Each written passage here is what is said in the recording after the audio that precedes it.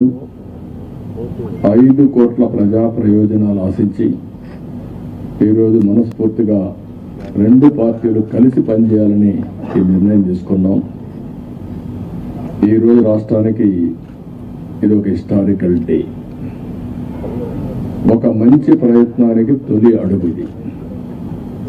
నేను ఎందుకు ఈ మాట అంటున్నాను, నేను చాలా రాజకీయాలు చేశాను, కానీ రాష్ట్ర విభజన వల్ల రాష్ట్రం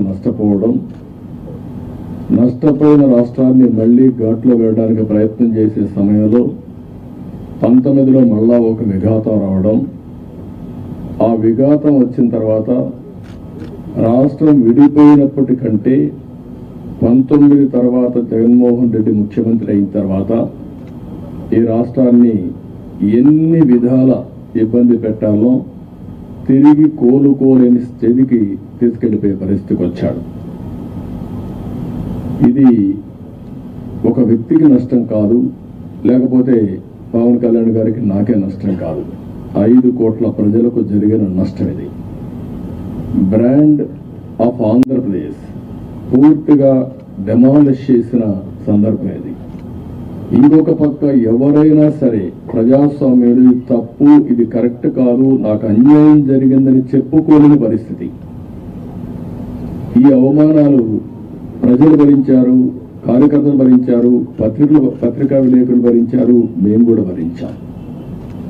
నా విషయం మీ అందరికీ తెలుసు. 5 కోట్ల మందికి పవన్ కళ్యాణ్ గారు ఒక మంచి ఉద్దేశంతో వస్తే ఇప్పటం గ్రామంలో జరిగినటువంటి సంఘటన దగ్గర నుంచి విశాఖపట్నంలో రోడ్ షో కూడా చేయనీయకుండా చేసే పరిస్థితి, అడుగడుగున రాజకీయ నాయకుల్ని అడ్డుకొని అరెస్టులు చేసే పరిస్థితి వచ్చింది.